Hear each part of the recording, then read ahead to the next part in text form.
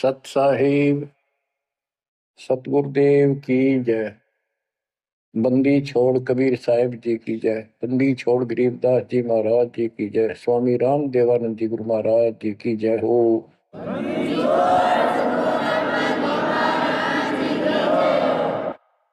सर्व संतों की जय, सर्व भक्तों की जय, धर्मी पुरुषों की जय। श्री काशी धाम की जय, श्री सुब्राणी धाम की जय, श्री क्रोथा धाम की जय, श्री बरवाड़ा धाम की जय। सत साहिब गरीब नमो नमो सत पुरुष को नमस्कार गो की नहीं। सुर नर मुनि जन साधु संतों सर्वस दीन।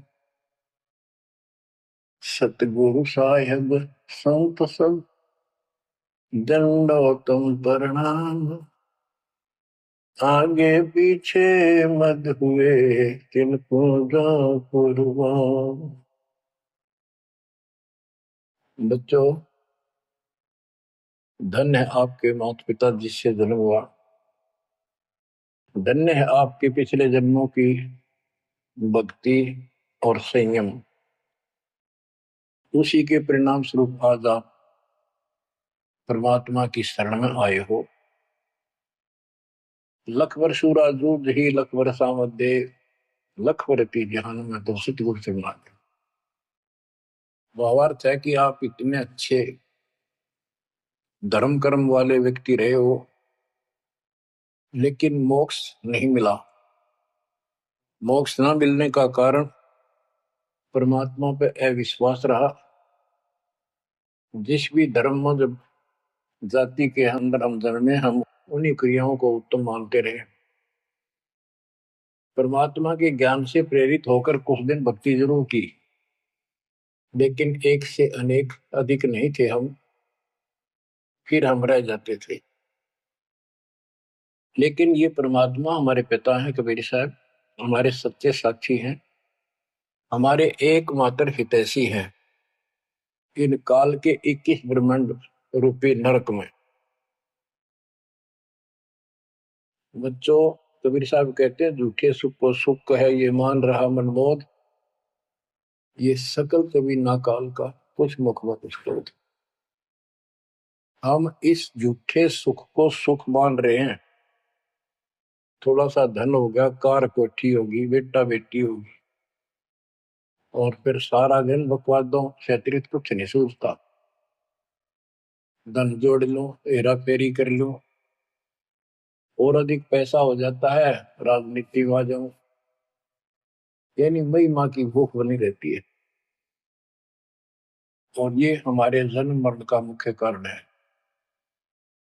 जैसे आप धर्मदास जी के प्रसंग में सुन रहे हो, कितनी तड़प थी, कितना धन था, लेकिन कुछ भी बन ले, राजा बन ले, महाराजा बन ले, सेठ बन ले, और चाहे गरीब निर्धन बन। अब निर्धन को तो वैसे संतुष्टि नहीं, वो चाहता धन चाहिए। धन है तो सुख है। जिसका संतान नहीं है वो चाहता संतान है तो सुख है। कोई सेठ धनवाला सोचता है कि मुझे कोई सुख नहीं। सुख तो इन राज्य महाराजों को होता है। राज्य महाराजों को सपने में भी सुख नहीं होता। बच्चों, यह बात जिस दिन आपके हृदय में बैठ जाएगी कि ये सुख है ही नहीं, रात को भी नींद नहीं आती इन राजाओं को, नेताओं। लेकिन कुछ दिन कमांड चलती है इनकी, इसी में फूले रहते हैं। फिर ये भी सोचते हैं कि स्वर्ग में सुख होगा। स्वर्ग के राजा इंद्र, वो भी महादुखी, 24 घंटे टेंशन रहती है, कोई तप करता है और तेरे राज ने छीन ना ली।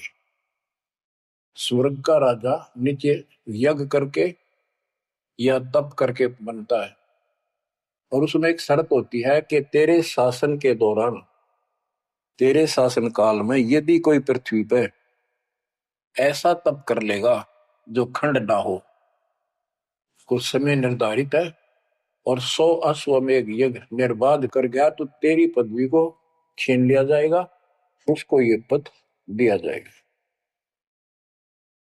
तो बच्चों, उस राज को बनाए रखने के लिए इंद्र कति हद भी पार कर देता है, अति कर देता है, इज्जत बेइज्जती का सवाल भी नहीं रहता।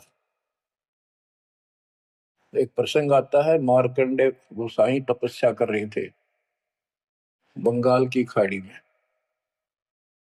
इंद्र को पता चला कि एक साधक मार्कंडे बहुत जबरदस्त तप कर रहा है और कुछ दिनों में उसका तप संपूर्ण होने वाला है और तेरी गद्दी जाएगी।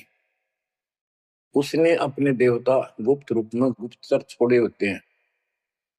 इंद्र ने अपनी पत्नी भेजी उसका धर्म खंड करने के लिए।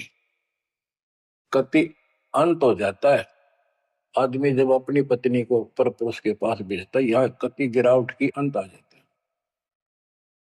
इतना जलील होना पड़ता है इस राज्य को बनाए रखने में, और वो भी हार जाती है। फिर इंद्र जाता है। ये लंबी कथा है, फिर कभी बताएंगे। मार्कंडे ऋषि इंद्र की पदवी को टारगेट करके तप नहीं कर रहा था। ये ऋषि क्या करते रहते हैं, ओम नाम का जाप करते हैं और तप करते हैं। तप तो इन्होंने ब्रह्मा जी से लिया। ब्रह्मा जी कमल के फूल पर बैठे थे। जब वो होश में आए, कमल जल पे होता कमल का फूल, सब जगह जल ही जल था। आकाशवाणी हुई कि तप करो। यह आकाशवाणी उसने भगवान की मानी। 1000 वर्ष तप किया। फिर आकाशवाणी हुई सृष्टि रचो, यानी जीव उत्पत्ति करो। तो कहने का भाव ये है बच्चों, फिर बाद में इनको वेद मिले, ब्रह्मा ने वेद पढ़े। ये सारे ब्राह्मण ब्रह्मा की संतान है। इनका सबका गुरु ब्रह्मा जी है। ब्रह्मा जी ने इनको बताया ओम नाम का जाप वेद में लिखा है। बच्चों, ब्रह्मा जी ने वेदों को पढ़ा। उसमें यजुर्वेद अध्याय 40 मंत्र 15 में ओम नाम है। चारों वेदों में कहीं और दूसरा नाम नहीं, ना दोबारा ओम नाम का जिक्र है। तो इन्होंने ओम नाम तो वेदों से ले लिया और तब आकाशवाणी मान ली भगवान की ब्रह्मा जी ने। तो ऋषियों ने उसी आधार पर साधना की। मार्कंडे भी वही डले हो रहा था। उसको इतना जरूर पता था कि इंद्र का राज एक अन्य गानी ओम के जाप से ब्रह्मलोक प्राप्ति होती है। तो वो ओम नाम का जाप करता था, उधर से वो तप भी करता था। ओम नाम के जाप से ब्रह्म लोक प्राप्त होता है। गीता अध्याय 8 श्लोक 13 में गीता बोलने वाला प्रभु कहता है, ओम इति एक अक्षरम ब्रह्म विवहारं माम अनुसमरण ये पर्याति पदम देहम स याति परमाम गतिम। मुझ ब्रह्म का केवल एक ओम नाम है, जो इसका अंतिम सांस तक भक्ति करते हुए शरीर छोड़ के जाता है, वो ओम नाम से मिलने वाली परम गति यानी ब्रह्मलोक को प्राप्त होता है। ब्रह्मलोक प्राप्त होता है, ये कहां प्रमाण है? श्री देवी महापुराण। श्री देवी जी दुर्गा जी राजा हिमालय को बताती है। राजा हिमालय कहता है जी मुझे मोक्ष मार्ग बताओ। वो देवी का परम भगत था। देवी ने राजा हिमालय को बताया कि ओम नाम का जाप कर, इससे ब्रह्म की प्राप्ति होगी। दिव्य आकाश रूपी ब्रह्म लोक में रहता है। इति सिद्धम, ओम नाम के जाप से ब्रह्म लोक प्राप्ति है। गीता अध्याय 8 श्लोक 16 में लिखा है कि ब्रह्म लोक में गए साधक भी पुनरावृत्ति के अंदर है, दोबारा जन्म मृत्यु में आते हैं। अब जो भी जो साधना कर रहा है उसको कति उत्तम मान के कर रहा है, ना तो करे को नहीं, इच्छा ही नहीं बना उसकी। बताओ, इनको ये नहीं बता तुम कर के रहे हो, इसका प्रतिफल क्या हो। एक कथा सुनाऊं, छोटा सा चुटकुला, सच्चाई है, चुटकुला नहीं, उदाहरण। दास के पास एक बहन अपनी दूसरी बहन को लेके आई। उसका पति शराब पिया करता और रोज पीटे, झगड़ा रखे। तो जो लेके आई थी उसका पति भी इतना नालायक था। परमात्मा ने दया करी, वो सुधर गया और तगड़ी भक्ति करने लग गया, खूब सुधर गया। चर्चा होगी गांव में। तो वो बहन बोली जी मैं तो अपनी बहन को देख के आई हूँ, इसके तो सारे सुख हो गए। मैं बेटी आपके भी होंगे, आपको ये हमारी मर्यादा का पालन करना पड़ेगा।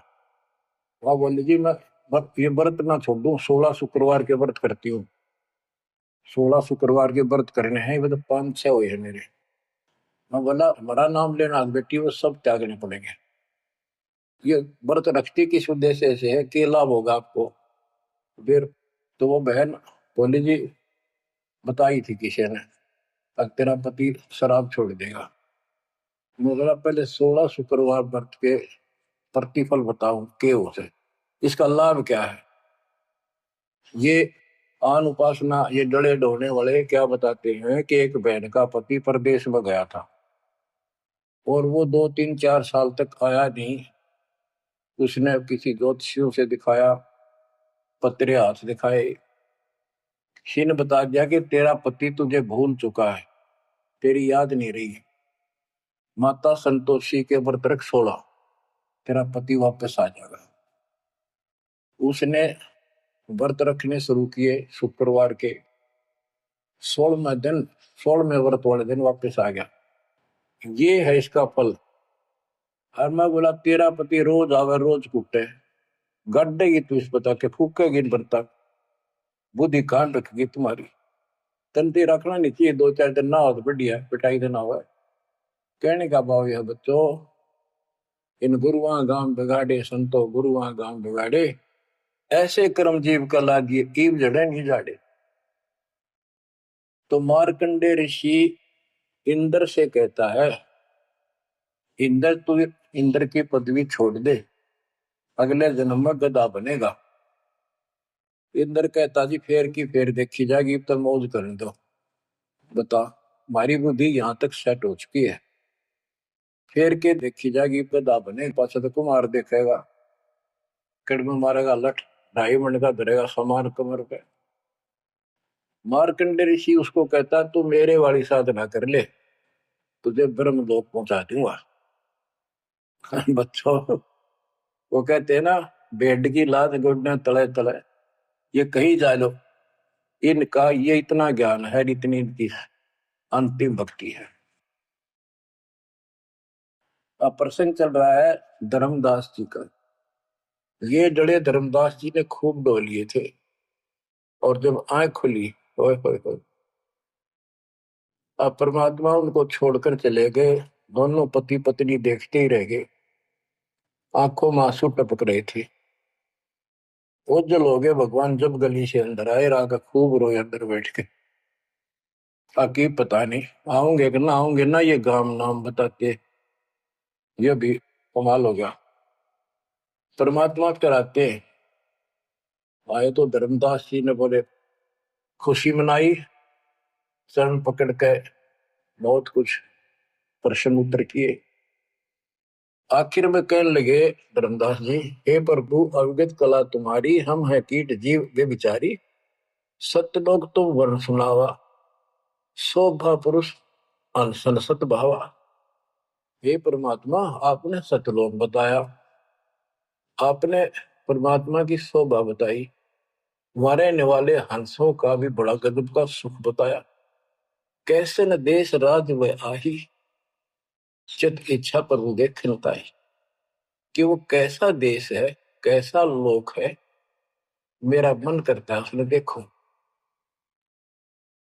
परमात्मा बोले धर्मदास ये निर्घनी काया, निर्घनी ये बेकार, इसमें डंगा भरा पड़ा, काम क्रोध लोभ विष्टा थूक ब्लड टट्टी पेशाब, इसमें कैसे दर्शन हो उस भगवान के। मैं जो बताता हूं तू ऐसे भक्ति शुरू कर दे, और जब शरीर छोड़ के जाएगा तो आपको परमात्मा के दर्शन हो जाएंगे। वहां सतलोक भी देखिए, वहां सारे अपने बहन भाइयों में खुशी करे ना। धर्मदास ये निर्गनिकाया, ये तन पुरुष दरस के में पाया, इस तन में भगवान कैसे दिखेगा। तन ठीक का जब पूरा हो भाई, सतलोक तो देखो जाए। जब ये तेरा शरीर का समय पूरा हो जाएगा जीवन, फिर इसको छोड़ के सतलोक देख ली जाके। धर्मदास के चरण निहोरा, हे प्रभु दर्शा मिटाहो मोरा। शरण टेक प्रभु विनय तो ही, पुरुष दर्श बिन कल नहीं मोही।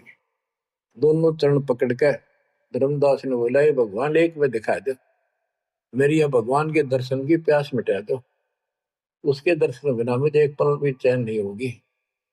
परमात्मा बोले, भाई मैं ही हूं प्रभु, सारी सृष्टि का मालिक मैं हूं, मैं आपका गुरु हूं। दीक्षा दी धर्मदास जी को मेरे, मैं आपका गुरु हूं, मैं आपका भगवान हूं, मैं सत्पुरुष हूं और मेरा ही नाम कबीर है। लेकिन उसके आवाज समझ में नहीं आई और बार बार यही कहने लगा, भगवान के दर्शन करा दे, भगवान के दर्शन करा दो, जब मेरी आत्मा मानेगी। बच्चों विचार करो, पहले हम किसी की भी भक्ति शुरू कर दी, राम की, कृष्ण की, शंकर भगवान की, विष्णु भगवान की, किसी की भी, और सब स्वर्ग बताया करते। कदे इस मन भाई का अगला स्वर्ग दिखाओ, हमने जब मानूंगा। पर जब ठीक ठिकाना आता है, ये मन अड़ियल घोड़े की तरह अड़का खड़ा हो जाता है। तीसरे केवल बकवाद करवानी, अच्छे राह पर लगते समय सौ बाधा पैदा करता है। ये मन अड़ रहा था। गुप्त भय प्रभु अविगत ताता, धर्मदास मुख आवन बाता। जब इतनी जिद करी, परमात्मा अंतर ध्यान हो गया और धर्मदास वो खोले रह गया, ना हाँ करे ना बोले, या के बनी क्या कहने लगा, मैं मति हीन कोमती मोहि लागा, मोहि समकोल है जग में बागा, मैं मूर्ख प्रतीत न कीना, अस साहिब के मैं नहीं चीने। अब कौन विधि दर्शन पाऊं, दर्शन बिना मैं प्राण गवाऊं। चरणों दक बिन करुण अग्रासा, तदों शरीर कह धर्मदासा। अब क्या कहता है, मैं बड़ा निकम्मा, मैं दुष्ट आत्मा, मतिहीन, कितना मुंह ला लिया भगवान ने मेरे को, और देख मैं कितनी इज्जत कर गया, मेरे जैसा निर्भाग धरती पर नहीं। मैं मूर्ख, मैंने भगवान पर विश्वास नहीं किया, फिर वो बुरी तरह। इस मन की यह गंदी आदत है। अब कौन विधि दर्शन पाऊं, दर्शन बिना मैं प्राण गवाऊं। चरणों तक बिन करो न ग्रासा, जब लगूं के चरण धोकर नहीं पी लूंगा मैं, अन्न नहीं खाऊं। तजो शरीर कह धर्मदास, नहीं तो मरूंगा। दिवस सात लग अन्न न खावा, भजन अखंड नाम लो लाओ। जो नाम दिया था उसमें डट के भक्ति करता रहा, ना कुछ खाया ना पिया। सातवें दिन पर वो प्रगट दिखाए, धर्मदास पद गए अपलाए। सातवें दिन परमात्मा आए, धर्मदास ने पैर तड़फते हुए पड़े पड़े ने पैर पकड़ लिए।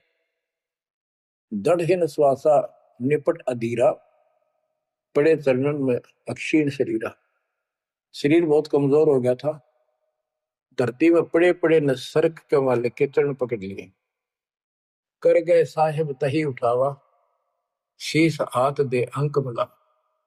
परमात्मा ने उसके अपने हाथ का सहारा देकर उसको खड़ा किया और फिर अपने सीने से लगाया। धर्मदास चरणोदक लीना, चरण पखार आचमन कीना। धर्मदास ने फिर उठ के जल लाया, परमात्मा के चरण धो के पिए। परमात्मा बोले, हे धर्मदास, प्रसाद कुछ पाओ, कुछ खा लो। कर प्रसाद तो मुंह पे आओ, मेरे पास आओ फिर तो, और फिर मैं तुझे सारा ज्ञान बताऊंगा। तो धर्मदास ने जल्दी जल्दी कुछ खाया। उसका ये टेंशन थी कि चले ना जा। थोड़ा बहुत खाया, पानी पी के पटदे से आगे बैठ गया। धर्मदास का शरनाई, सुन प्रभु अगर अपार, 7 दिवस कहाँ रहे, कौन देश पगडार। तो परमात्मा से पूछने लगा है, भगवान आप कहाँ रहे, कैसे कैसे रहे, कहाँ गए। फिर उसी बात पर आकर गया, हे प्रभु चिंता गढ़ करो मोरा, पुरुष दर्श देव करुण हो रहा। मैं हाथ जोड़ू, आपके निहोरे निकालूं, मुझे भगवान के दर्शन दिखा दे। परमात्मा कहते हैं, धर्मदास ये हट का कर हो, मानो शब्द शीश पर धर हो। मैं तो कहूँ वो मान ले तू, हमरे गहे पुरुष पे जय है, बिना गहे वो हजार न पे। अब मेरे नाम को तो ठीक से जब मैं मिल गया, गुरु के बिना उस भगवान की प्राप्ति नहीं हो सकती। हमसो पुरुष ऐसा आही, जल तरंग जल अंतर नाही। कि भगवान मेरे में इतना अंतर समझ ले, इतना भी अंतर नहीं है। जैसे समुद्र से लहरें उठती है, लहर और जल अलग नहीं होता। बच्चों, धर्मदास जी को खूब समझाने की चेष्टा की कि हमरी सूरत गहो चितलाई, तभी पुरुष पथ दर्शन पाई। मेरे को भगवान रूप समझो, तब मालिक की प्राप्ति होगी। से हृदय प्रतीत अस आने, गुरु और पुरुष भिन्न नहीं जाने। गुरु और परमात्मा को अलग नहीं समझा, तो शिष्य में ऐसी श्रद्धा होनी चाहिए। जब लो चित असरीति ने आवे, जब लग ऐसा भाव नहीं होगा, तब लग जीव लोक नहीं सतावे। धर्मदास चित बहु सकाने, चरण टेक वो विनती ठाने। सारा कुछ कह लिया भगवान ने, पर उसने अपनी बात को ऊपर रखा। परमात्मा भी चाहते थे कि मैं एक अपना आई विटनेस तैयार करूं। हे प्रभु, सत कहो तो पाही, तुम ते कुछ तुस्ताई नहीं। मोरे तुम पुरुष हो स्वामी, यम ते छुड़ाओ अंतर्यामी। हो प्रभु, वर्णव लोक की शोभा, ताते आदि मोर मन लोभा। आपने इतना सुंदर लोक बताया, वहां के इतने सुख बताए, तो इसलिए मैं देखना चाहता हूं। तब लीला बहुत हम देखा, आपके चमत्कार मैंने बहुत देख ली। पुरुष दर्श बिन रह ये रेखा। भगवान के दर्शन नहीं कर लूंगा, इतना मेरे मन का दोष निकले नहीं। जो किंकर पर हो दयाला, तो छिन में होएगा पुरसाला। कि मेरे दिल का कांटा जब निकलेगा, जब आप यह दया कर दोगे। तब परमात्मा ने कहा, धर्मदास ठीक है, चलो। बच्चों, उस समय परमात्मा कबीर जी और धर्मदास अकेले, उसके एक बगीची सी थी, उसमें थे। दोनों ही जने थे। धर्मदास जी की आत्मा को लेके परमात्मा ऊपर चले गए। पीछे से लोगों ने देखा, घर वालों ने जाके देखा, धर्मदास आया नहीं, क्या हो गया।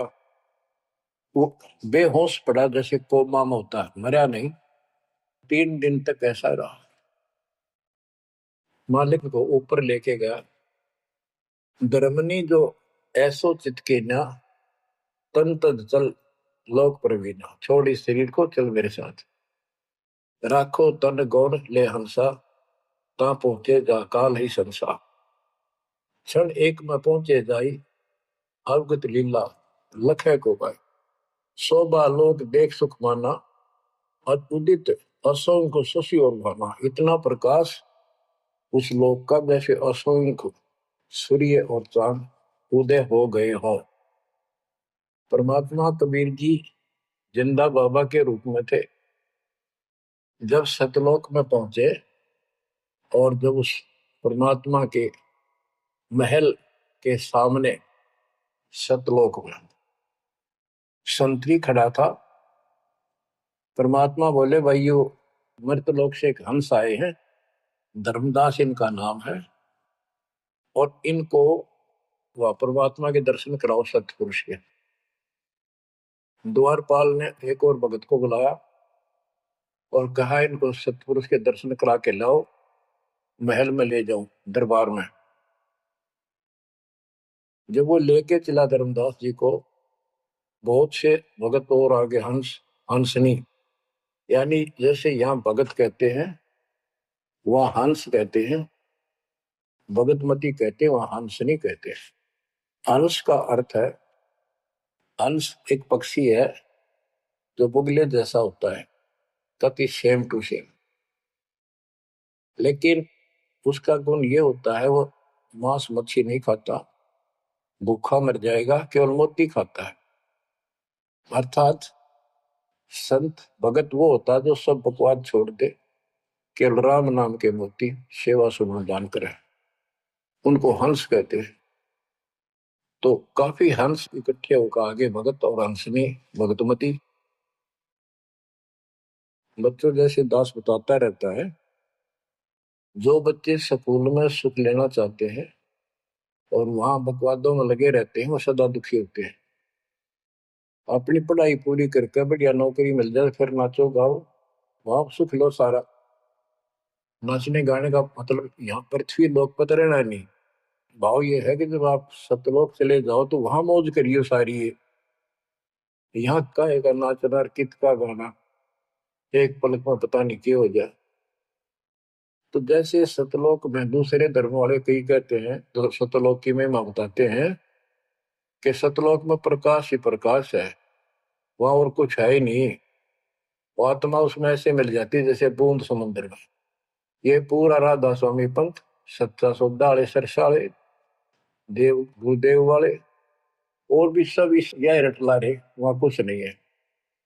और आंखों देखा धर्मदास क्या बताता है, वाणी पढ़ता हूँ, ये वैसे लिखी हुई है पुराने समय की, शुद्ध नहीं है इतनी, लेकिन अर्थ गजब का है इसका। कहते हैं जित देखा जगमग झलका ही, देखत हर्षित भय ही है भाई।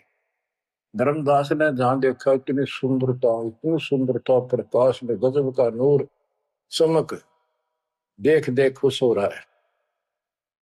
द्वारपाल हंस जो रहिया, ताम एक हंस से कहिया, ए हंस तुम जाओ लिवाई, पुरुष दर्श दे आनो भाई। इसको धर्मदास को ले जाओ, परमात्मा के दर्शन करा के वापस यहीं ले आना। चले लिवाए पुरुष पे जहां, अचानक हंस वो आए तब ही। वहां बहुत से अचानक और हंस आगे वक्त, करत कोलाहल मंगल चारा, शोभा अद्भुत अंग अपारा। ओहो, उनके जो वहां पर भगत आए और भगतनी आई, इतने गजब के सुंदर शरीर देखते ही बने। उनके गले में रत्नों की माला और जगमग दे, बहुत गजब का, बहुत सुंदर कपड़े पहन रखे, अमर चीर शोभा धर्माए।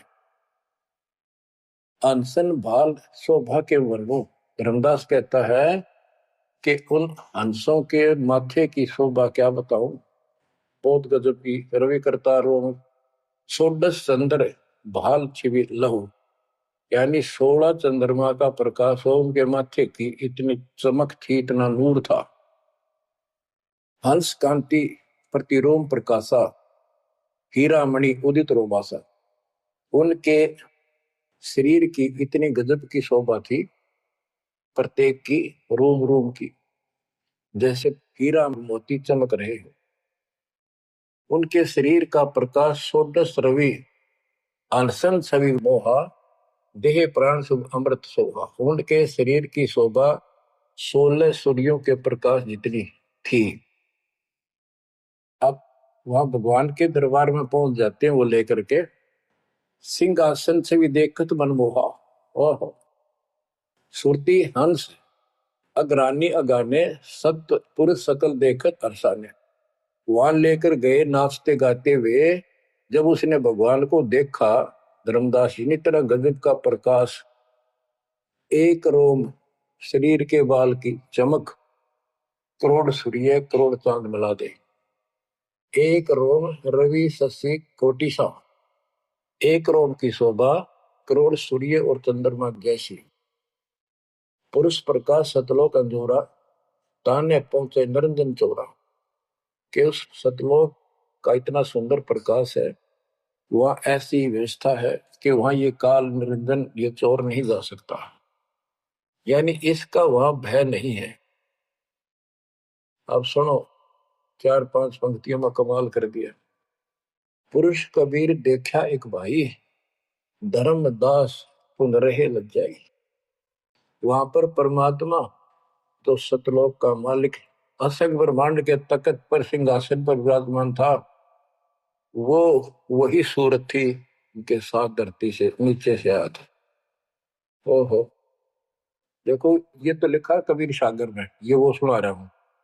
और वास्तविकता आपको बताई कि परमात्मा स्वयं उसको साथ लेकर गए और वो चौर करने लगे उसके ऊपर।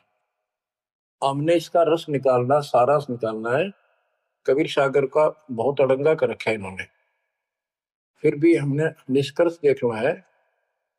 जब धर्मदास जी ने देखा कि ये कबीर इनका सेवक है और ये है भगवान, उसमें रूप दो थे। जब परमात्मा खड़े हुए और जिंदा बाबा वाला रूप उस तख्त पर विराजमान हुआ, बच्चों जिसको धर्मदास भगवान मान रहा था वो खड़े हुए सतपुरुष और परमात्मा जिंदा बाबा वाले वेश सिंहासन पर विराजमान थे, और वो चवर लेकर खुद परमात्मा उस कबीर जिंदा बाबा पर करने लगे। धर्मदास का आश्चर्य का ठिकाना नहीं कि अभी भगवान यो है कि ये है। इतने में वो जिंदा बाबा में समा गए जिसको वो सतपुरुष दिखाई दे रहे थे, और वो शोभा जो कि तू जिंदा बाबा वाले शरीर की होगी। अब कहते पुरुष कबीर देखा एक भाई, धर्मदास बहुत ही लज्जाई, वह मुझे प्रतीत नहीं आई, हे परमात्मा कैसी कुमुख हिम्मत छाई। धर्मदास कहता हुआ मुझे विश्वास नहीं हुआ, ये महाराज कह रहे थे भगवान मैं परमात्मा हूँ, मैं सारी सृष्टि का रचने वाला हूँ, मेरा नाम कबीर है, असंग ब्रह्मांड का स्वामी हूँ। अब धर्मदास जी कहते हैं भगवान कबीर पुरुष एक यहाँ छिपाए, सत्य पुरुष जगदास का है, धाये चरण गो अति सकुचाई, हे प्रभु हम परिचय तब पाई। हे परमात्मा अब आपको मैंने पहचान लिया, ये शोभा कस वहां छिपाओ और कस नहीं जग में प्रकट दिखावा। आपने ये शोभा वहां क्यों छुपा रखी है, वहां क्यों नहीं दिखाते, इसलिए लाखों ये अपनी असलियत को, आपके वास्तविक शरीर की शोभा को। परमात्मा बोले धर्मनी जो वही छवि जग जाऊं तो ही विकल्प निरंजन राव, यदि मैं इस शोभा युक्त नीचे जाऊं तो काल निरंजन पागल हो जाए। और मैंने उसको वचन दे रखा है कि मैं अपना ज्ञान समझा के जीव को लाऊंगा। और वैसे बच्चों परमात्मा आज हमने ले जा, हम टिक नहीं सकते वहां पर, भूल जाओ इन बातों में, ये तो कहने की बातें हैं। उदाहरण देता हूँ, कबीर साहब कहते हैं हम मोहम्मद को वहां ले गए, इच्छा रूपी सतलोक गिरे हो, उल्ट मोहम्मद महल उठाया, बुद्ध धीरे थे कलमा था। यानी हम हजरत मोहम्मद जी को ऊपर लेके गए थे कि ये समझ गया तो इन सब इसने लाखों तैयार कर रखे, सबको बता देगा। लेकिन नीचे पर बोता घनी हो गई थी, संगत उबत खूब हो गई थी इसकी, और उसके ऊपर पर बोता पाके भूल गया भगवान को, नहीं इच्छा हुई तो वापस छोड़ दी। उस दिन पाछे आप भी मर गया और वहां पर भूता भी रहेगी। काल का इतना अजब गजब जाल है बच्चों। तो धर्मदास जी से बोले कि आप नीचे जाओ, धर्मदास जी बोले भगवान ये वहां ना बेचो, यही रख लो मेरे दाता, और इस नरक में मत भेजो। अब मैं नहीं जाऊं दाता वहां पर। परमात्मा बोले भी ऐसे नहीं बात सुनेगी, वहां तुम जा चिंता ना कर, मैं तेरे साथ रहूंगा और सत भक्ति दूंगा, उससे आपकी भक्ति गजब की बन जाएगी और भक्ति युक्त होकर यहाँ आएगा, वैसे यहाँ ठिकाना नहीं मिलेगा तेरे। और दूसरी बात है कि तूने सब कुछ देखा है, नीचे औरों को बता, तेरे भाई बहनों को विश्वास होगा।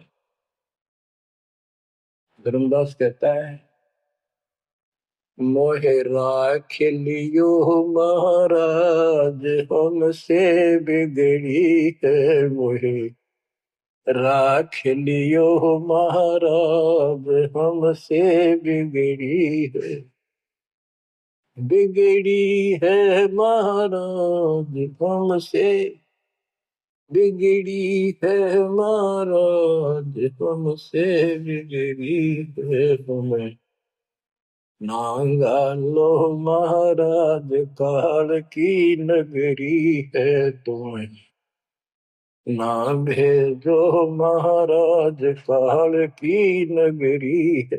रोबरी तरह जैसे किसी ने आग में धकाया कर जबरदस्ती मर तो नौकर राख लो महाराज, हम गंदे इंसान से। अब पता चला उन सारे भक्तों ने बताया तुमने ऐसी गलती करी थी भाई, इसलिए दुख पा रही कि हमने खुद बिगाड़ी अपनी किस्मत। तुम रख लो दाता, ना वे जो मेरे मालिक, पैर पकड़े रोवे। परमात्मा बोले भाई ऐसा ना कर, वापस चल और वहां पर मैं तेरे साथ रहूंगा, भक्ति कर, कोई दिक्कत नहीं आने दूंगा मैं तेरे को, चिंता ना करी, तेरे पीछे पीछे न फिरूंगा मैं। और ये सारे ठाठ मैंने दे रखे थे तेरे को वहां पर, निकाल तो तेरा कचू मन निकाल दे 1 मिनट में। धर्मदास को फिर हौसला हुआ और तीसरे दिन शरीर में वापस आया। आसपास सारे रिश्तेदार भी आ गए 3 दिन में। सारा गांव क्यों सेठ था, पैसे वाला था, लोग जोरदे बैठे, ना मरता ना जिंदा, इसका क्या हाल हो गया। परमात्मा ने बताया मैं काशी में हूं, एक दुल्हे का काम करता हूं, मेरा नाम कबीर है, मेरा गुरु रामानंद जी है, स्वामी रामानंद, जो वहां के प्रसिद्ध संत हुआ करते थे। धर्मदास जी सचेत हुए, उठे तो देखा चारों तरफ हाहाकार मच रहा, वो जिंदा हो गए तो एकदम खुशी की लहर आ गई। आमने भी रोए, तो वो कहने लगा क्या हो गया तुमको। तो बोले आप तो मर गए थे, ना मरो थे ना जियो थे, अचेत पड़े थे, बेहोश थे, हमको टेंशन हो गई थी कि मरेंगे। तब उसको विश्वास हुआ, नहीं तो स्वप्न मानना वो, ये मन इतना दुष्ट है, इतना उल्टा चल रहा है, जब ठीक ठिकाने की तरफ चलता है जीव, परमात्मा कसर नहीं छोड़ते, ये उसका बाप है। तो तब धर्मदास को विश्वास हुआ, रे तेरे की सचमुच में तो सचखंड गया, सतलोक गया था। फिर उनको बताने लग गया सारी, मैं वहां गया था, सतंदा बाबा भगवान है, खुद है, सारी सृष्टि के रचने वाले हैं, ब्रह्मा विष्णु महेश, तब के सामने कुछ भी नहीं है। वो रिश्तेदार आए थे तो चले गए, पागल हो गया, भांडन दे, जिंदा हो गया शुक्र है।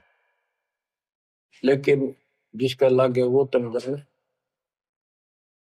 धर्मदास काशी पहुंचे और देखे एक दुल्हे के रूप में बैठे, वो सूरत क्यों की तू, चरणों में पड़ गए। आसपास के कॉलोनी के लोग आगे बुलाए, बताओ पूछे कौन है, ये सेठ है, ऐसे ऐसे कांधोगढ़ का प्रसिद्ध सेठ है। और सब नौके देख किसी पागल हो रहे लोग इस नीरू के पुत्र को भगवान मानते हैं।